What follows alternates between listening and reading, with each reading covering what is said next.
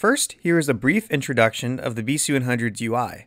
Click the menu icon to open the menu. You will find feature settings for 3D noise reduction, audio level standard, audio level, display the volume bar, stream setting,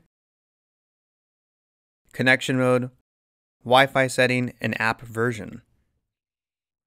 Please note that the connection mode can only be opened when you connect to the BC-100 via the USB and Wi-Fi at the same time.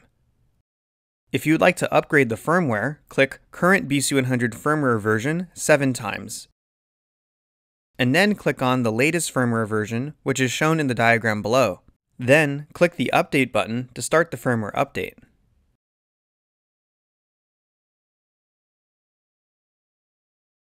The BC-100 offers two user modes. You can also export or import parameters. Click the user mode icon to open the menu.